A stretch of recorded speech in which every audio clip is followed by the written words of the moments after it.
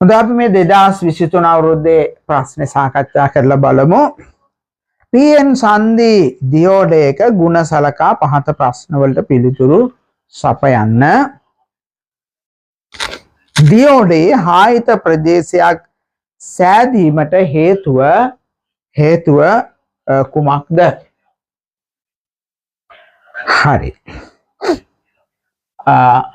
දැන් ළමයි මම මේක ආයි කියලා දෙන්නම්. ළමයි මේ P වර්ගයේ අර්ධ සන්නායකයක කුහර තියෙනවා. N වර්ගයේ අර්ධ සන්නායක නිදහස් ඉලෙක්ට්‍රෝන තියෙනවා.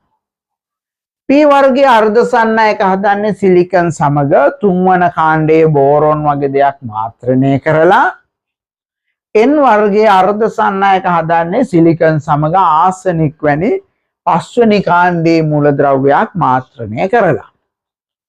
එතකොට මේවා උදාසීනයි, මේවත් උදාසීනයි. දැන් PN හන්දිය මේ විදිහට හැදුවට පස්සේ මෙන්න මේ සංධිය අසල තිබෙන නිදහස් ඉලෙක්ට්‍රෝන මේ කුහර ඇතුළට ගමන් කරනවා. කුහර ඇතුළට ගමන් කරනවා. ගමන් කරාට පස්සේ මේ පෙදෙසේ හැදෙනවා කුහරත් නැති, ඒ කුහර පිරුණනේ නිදහස් ඉලෙක්ට්‍රෝන වලින්. නිදහස් ඉලෙක්ට්‍රෝනත් නැති පෙදෙසක් හැදෙනවා. ඉතින් මෙන්න මේ පෙදෙසට අපි කියනවා හායිත පෙදෙස විභව බාධකය.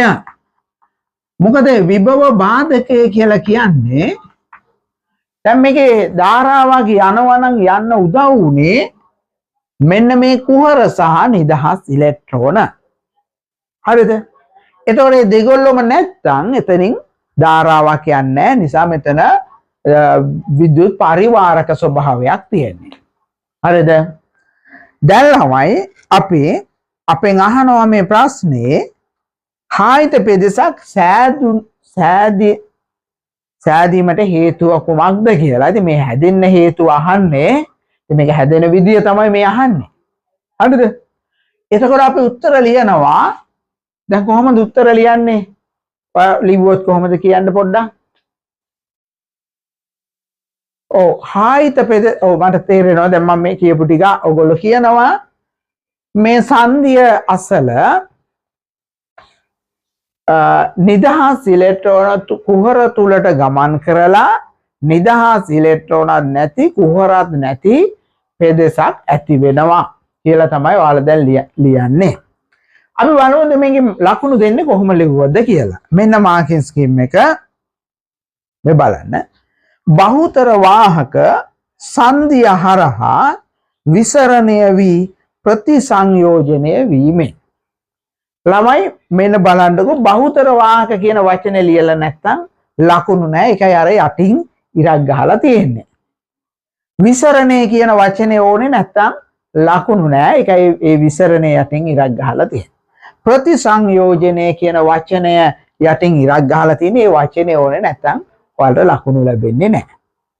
එතකොට බලන්න මේ ප්‍රශ්නය මේ PN සංධිය හායිත පෙදෙස හැදෙන හැටි ඔයාලා කොච්චර කොහොම දැන හිටියත් මේ PN සංධි භාවිතා කරත් මේවෙන් කොච්චර ඉලෙක්ට්‍රොනික වැඩ කරත් වැඩක් නෑ ළමයි. මේ වචන පාඩම් කරන්න කියලා තමයි මේ පේපරේ මේ ප්‍රශ්නේ හදපු කවුද?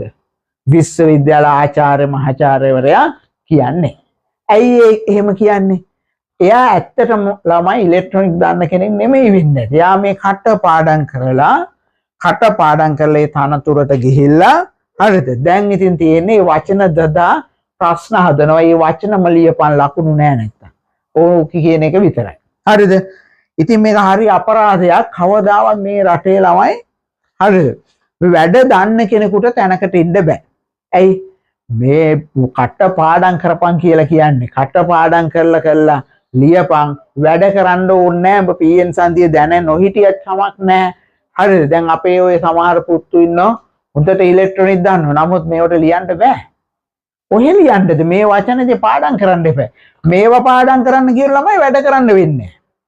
වැඩ කරොත් පාඩම් කරන්න බෑ. ඒතකොට වැඩ දන්නේ කාට නෙමෙයි මේ තැන තියෙන්නේ. පාඩම් කරන එකාට. හරි?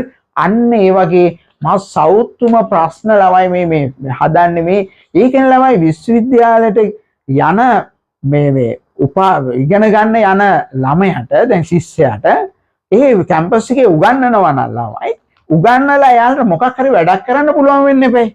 අනේ වැඩක් කරන්න බෑ රස්සාවක් දෙන්නේ නැහැ කවුරුත්. හරි ඒකනේ අර රස්සාවල් ඉල්ල මේ උද්ඝෝෂණ කරන්නේ. ඒ අපේ කාලෙත් එහෙමයි. හරිද? ඉතින් මේකේ මොකුත් කරන්නේ නැහැ ළමයි උගන්වන්නේ නැහැ උගන්වනවා නම් මේක උගත්තු ඉන්න එපේ. උගත්තු හිටියා නම් මේ රට හරියන්න එපේ. නේද? නිකම් බොල් මිනිස්සු මේකේ ඉන්නවා මේ ටයි කෝඩ් ගහගෙන හරිද? ඉතින් මම ඒගොල්ලන්ගෙන් කියන්නේ ඔයගොල්ලෝ දන්නේ නැත්තම් මේ කටපාඩම් ක්‍රමය අයින් කරන්න. හරිද? මේ දන්න මේ පැහැදිලි කරන විදියට ලකුණු දෙන්න මේ මහාචාර්යවරුනි. හරිද? පේපර් හදන අයට කියන්නේ. හරිද? මේවා දැන්වත් එක්ක බැරි නම් දාලා යන්නකෝ මේක. එතකොට ඔය කාර්මික විද්‍යාල ඒ වගේ ආයතන තියෙනවා මේවා හොඳට දන්න අය ඉන්නවා. ඒගොල්ලෝ මේ ප්‍රශ්න හදයි. මම මේ ප්‍රශ්නේ ඇහුවා මේ ඇතර මමත් ඉලෙක්ට්‍රොනික ඕලෙල් කාලෙන් පස්සේ ළමයි රේඩියෝ කඩේකට ගිහිල්ලා පුරුදු වුණා. හරිද? හරි තව ඉන්නව ළමයි කාර්මික විද්‍යාලවල මං අඳුරන අය. මං ඒගොල්ලන් ඇහුවා මොනවද මේ විකාර කියලා අහනවා ළමයි. හරිද? ඒගොල්ලෝ අහන මොනවද මේ විකාර? ඉතින් මේගොල්ලෝ තමයි මේ හිතාගෙන ඉන්නේ උගත්තු මේ රටේ ඉහළම උගත්තු කියලා. හරි ඇත්තටම මෙලෝඩියක් නෑ ළමයි කටපාඩම් කරලා ගියා. හොඳ දක්ෂ ආචාර්ය මහාචාර්යවරු ඉන්නවා ඒගොල්ලන්ට තැනක් නෑ. ඇත්තට අපේ කාලේ හොඳට ඉලෙක්ට්‍රොනික කරපු සර් කෙනෙක් හිටියා කැම්පස් එකේ. ඉතින් මම දැකලා නෑ කවදාවත් පේපරේ හදනවා. ඒගොල්ලන්ට තැනක් නෑ මං හිතන්නේ. ඔක්කොම උදුරගෙන තියෙන්නේ මේ එක එක්කෙනා. හරි බදාගෙන ඉන්නේ මේව පේපර් හදන්න අරවා මේවා මෙලෝ වැඩක් නෑ. ඉතින් හැමතැනම ඒකයි තියෙන්නේ. ඉතින් මොනව කරන්නේ ළමයි මොනව කරන්නේ පොඩ්ඩක් අර රිසෝස් බුක් එකක් බලන්න. හරිද? බලලා මේ වචන දාගන්න. ඉතින් අනිත් එක මේවා බලන මේ පේපර් මාගෙන් ඉන්න ගුරුවරු ඉන්නේ ඒගොල්ලොත් මෙලෝඩියක් දන්නේ නැහැ. හරි දන්නවනේ මේවට කතා කරනවානේ. දන්නේ නැහැ. උයි අරගොල්ලෝ කියන එක තියනවා නම් ලකුණු දෙනව නැත්තම් නැහැ. දක්ෂයට තැනක් ඇත්තෙම නැහැ. හරිද? ඒකයි.